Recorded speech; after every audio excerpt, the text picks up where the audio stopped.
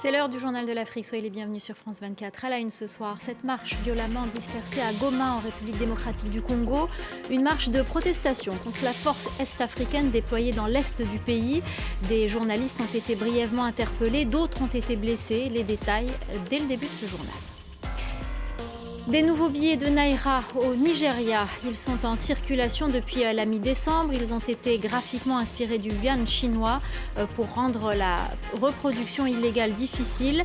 Mais vous allez le voir que la mise en circulation de ces nouveaux billets est compliquée dans ce pays de plus de 200 millions d'habitants. Reportage à suivre. Et à la fin de cette édition, nous suivrons des Camerounais partis étudier la médecine à Madagascar. Ils sont nombreux à avoir fait ce choix pour, entre autres, la qualité de l'enseignement. Reportage de notre correspondante dans un instant. La manifestation n'était pas autorisée par les autorités, mais ils étaient tout de même une centaine à s'être rassemblés à Goma pour contester la présence de la force est-africaine déployée dans l'est de la République démocratique du Congo. La marche a été violemment dispersée, des journalistes ont été brièvement interpellés, d'autres ont été blessés. Laurent Berstécher. Alors qu'il se dirige vers la mairie de Goma, le cortège est arrêté par la police, qui tente de disperser la foule à coups de gaz lacrymogène. Plusieurs journalistes sont également pris à partie par les forces de sécurité, car le rassemblement avait été interdit la veille par les autorités locales. Mais pour les manifestants, cette réponse musclée ne fait qu'ajouter à la frustration. La Constitution nous garantit de manifester, c'est notre droit le plus légitime. Nos combattants sont en train de souffrir à Kiwanja, nos combattants sont en train de souffrir à Rutshuru, et on ne peut pas rester indifférent face à tout ce qu'on est en train de connaître comme misère. Une centaine de personnes s'étaient rassemblées dans la matinée pour dénoncer la présence de la force est-africaine en RDC. Composée d'un millier de soldats, majoritairement kényans et burundais, celle-ci est déployée dans l'est du pays depuis plusieurs mois pour lutter contre l'insurrection du M23.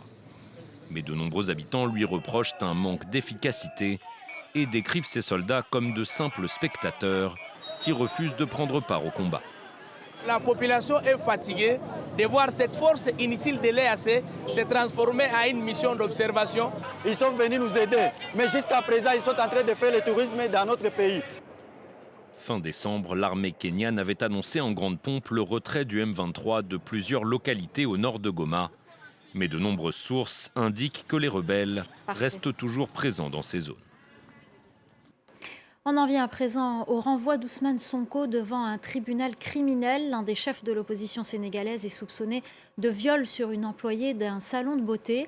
Arrivé troisième à la présidentielle de 2019, Ousmane Sonko est aussi candidat à la présidentielle de 2024. Ses partisans crient au complot. Son arrestation avait provoqué de graves émeutes à Dakar en mars 2021.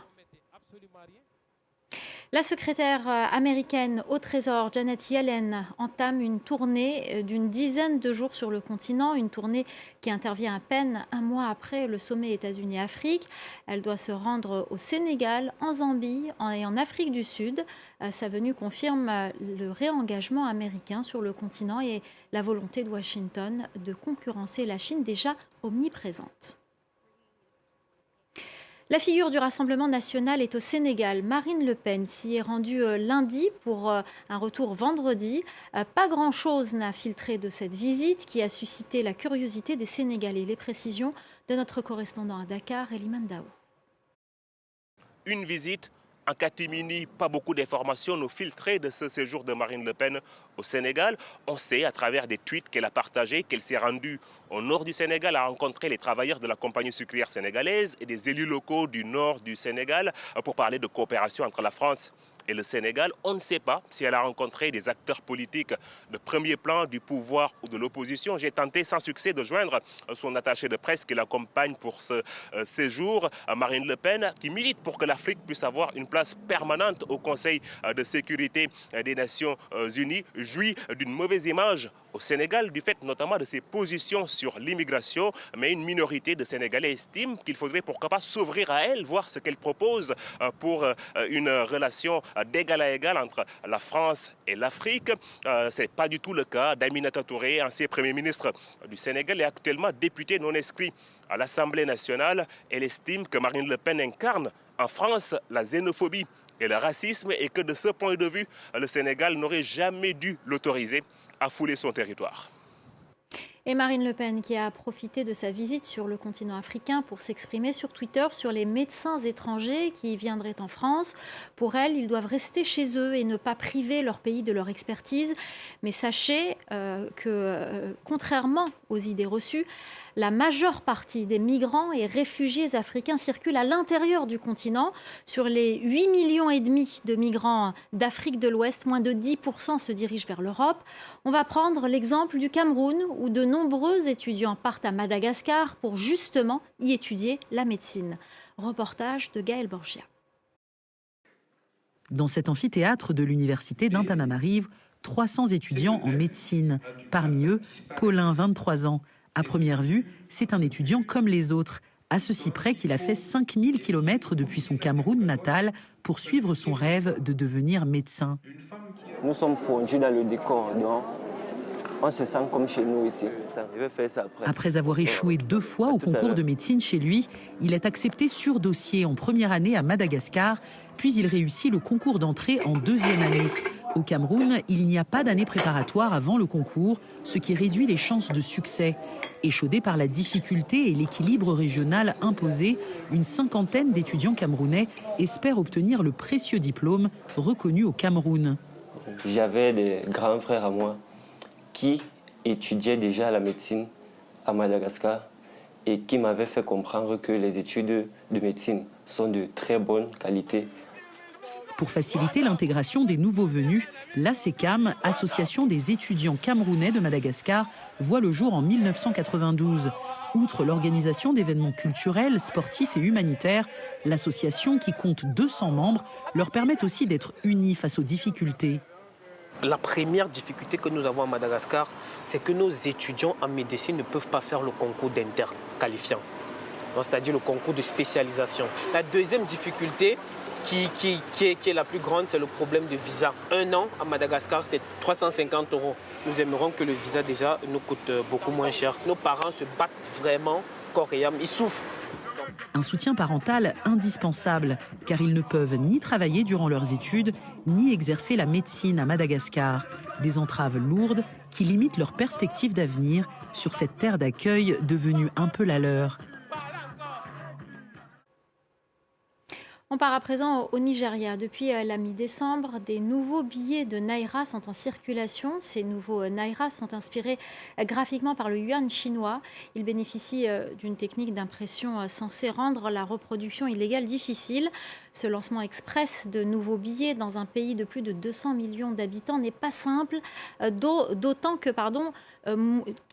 moins de 50% de la population dispose d'un compte bancaire. Reportage de Moïse Gomis. Dans ce quartier de Lagos, Ahmed reçoit du matin au soir dans cette minuscule cabine. Sans interruption, il accepte les coupures de billets. Son chiffre d'affaires explose actuellement. Pourtant, il craint pour son avenir en tant qu'agent financier de proximité. Le gouvernement dit qu'il veut pousser les gens à ne plus se déplacer avec de l'argent liquide. Les autorités veulent que les gens fassent des transferts. Elles veulent une économie sans cash. Cela va vraiment nous affecter. Près de 600 000 relais financiers de ce type sont répartis dans tout le pays. La Banque centrale du Nigeria compte sur ses indépendants, mais aussi sur les banques commerciales. Objectif, absorber un maximum des anciens Naira jusqu'à la fin janvier. Dans cet établissement bancaire, les agents ont reçu une formation pour faciliter la mise en circulation des nouveaux billets. Mais leur priorité est d'inciter la clientèle à moins utiliser de l'argent liquide. Dans notre économie actuelle, toutes les banques sont préparées à cette mutation. Donc quand les gens disent que les délais sont trop courts, je ne suis pas d'accord. Il y a suffisamment de mécanismes et d'outils qui ont été mis en place pour solidifier la politique monétaire. La position de la Banque centrale du Nigeria sur l'adoption du numérique est claire. Comme des dizaines de millions de Nigérians, Henri a été surpris par le timing du retrait des anciens Naira. Cet ex-militaire dirige une société de sécurité. Depuis plus d'une dizaine d'années, il officie comme négociateur sur des affaires d'enlèvement. Selon lui, les réseaux criminels possédant des stocks de vieux billets se sont déjà adaptés. Les ravisseurs sont généralement conscients de la rapidité avec laquelle vous pouvez accéder aux fonds.